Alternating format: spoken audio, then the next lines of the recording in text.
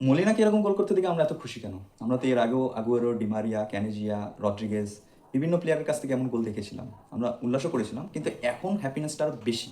কারণ একটাই, আমরা সবথেকে দুর্বল পয়েন্ট থেকে গোল ডেলিভার করতে দেখছি। আমাদের টিমে লাক্সারি ফরওয়ার্ড আছে, লাক্সারি মিডফিল্ড আছে, কিন্তু আমাদের ২ সাইড ব্যাক অনেকটাই দুর্বল।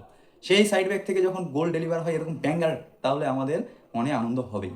এবং পিক টাইমে থাকা প্লেয়ার যখন বিশ্বকাপে যাবে, তো সেটার জন্য আমাদের জন্য অনেক কনফিডেন্ট নিয়ে আসবে। তবে সবথেকে বড় ব্যাপার, এই ৪ বছর আমরা তার কোনো রিপ্লেসমেন্ট বার করতে পারিনি। এটা আমাদের জন্য দুর্ভাগ্য।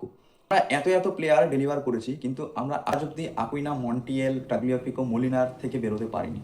তাদের রিপ্লেসমেন্ট খুঁজে বার করতে পারিনি। ৪টে বছর চলে গেছে, আমরা তো অন্য একটা নতুন চ্যালেঞ্জ নেবো, সেই জায়গাটা এখনো খুঁজে পাইনি, যেটা আমাদের জন্য অন্যতম চিন্তার কারণ। মলিনা বেশ কিছুদিন ধরে অ্যাটলেটিকো মাদ্রিদ রিজার্ভ বেঞ্চে বসিয়ে রাখছিল মলিনাকে, তাকে ভরসা করতে পারছিল না। কিন্তু তার কামব্যাক দেখার মতো ছিল। তিনি সবাইকে চুপ করিয়ে দিয়েছেন এবং দেখিয়ে দিয়েছেন আপকামিং ম্যাচগুলোতে সে সেরা। রিয়াল মাদ্রিদ এগেইনস্টে তার ব্যাঙ্গার গোল আমাদের মনে করায় মলিনা এখনো পিক ফর্মে আছে এবং আমাদের জন্য বিশ্বকাপে ডেলিভার করতে পারে। এরকমই ব্যাঙ্গার গোল বিশ্বকাপে দেখতে চাই। আপনি কি মনে করেন মলিনার এই গোলগুলো আমাদের আরও কনফিডেন্স দেবে?